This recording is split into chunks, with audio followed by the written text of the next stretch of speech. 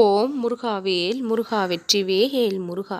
என் அன்பு குழந்தையே, பழனிமலையிலிருந்து உனக்காக நான் அதிர்ஷ்ட வேலை அனுப்பி வைத்தேன். நீ மிகவும் பாக்கியம் பெற்றிருப்பதால், அதிர்ஷ்டம் நீ கிடைக்க போவதால் இந்த வேலை நீ தொடக்கூடிய புண்ணியத்தையும் பெற்றே இருக்கின்றாய். எப்பொழுதப்பா தீரும் என்று என்னிடம் அன்றாடி கேட்டுக்கொண்டிருக்கின்ற அத்தனை பிரச்சனைகளுக்கும் முடிவு கிடைத்து விட்டது.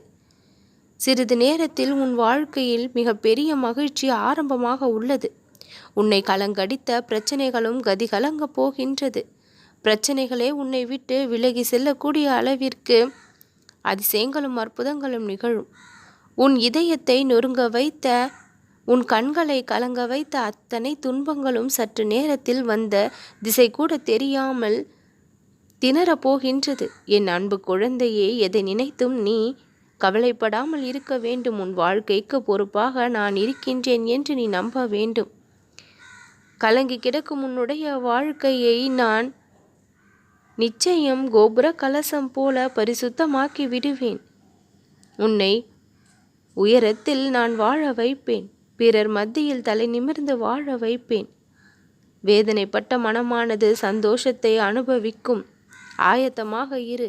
பல நாள் சோகத்திற்கு முடிவு வந்து விட்டது.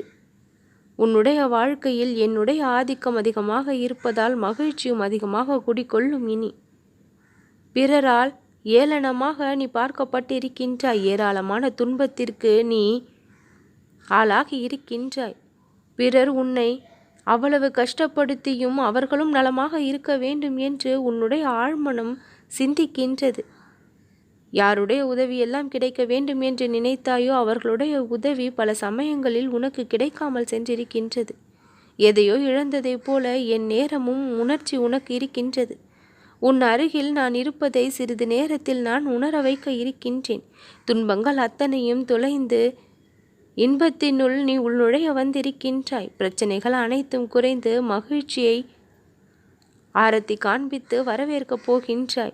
நீ இதுவரை எனக்காக ஏற்றிய தீபத்தின் ஒளிகள் எல்லாம் சேர்ந்து உன் வாழ்க்கையை மிக பெரிய அளவிற்கு பிரகாசமாக ஜொலிக்க வைக்கப் போகின்றது. என்னை இரு கரம் கூப்பி தொழ ஆரம்பித்ததின் உன்னுடைய வாழ்வில் ஏற்படும் ஏற்றங்களும் இரக்கங்களும் கூட எப்பொழுதும் ஒரு நன்மைக்காக என்று நீ நினைத்துக்கொள். சிறிதும் அதை நினைத்து அஞ்ச தேவையில்லை. உனக்கு எதுவும் அது தீமையையோ துரோகத்தையோ ஏற்படுத்தாது. உன்னை ஏற்றிவிடத்தான் அத்தனை இரக்கங்களையும் கூட நீ சந்திக்கின்றாய் என்பதை முதலில் நினைத்துக்கொள். யார் உன்னை ஒதுக்கி இருந்தாலும் சரி, புறக்கணித்திருந்தாலும் சரி, மனதால் துன்பப்படுத்தியும் செயலால் கஷ்டப்படுத்தியும் இருந்தாலும் சரி, நஷ்டம் என்பது அவர்களுக்குத்தானே தவிர உனக்கு கிடையாது.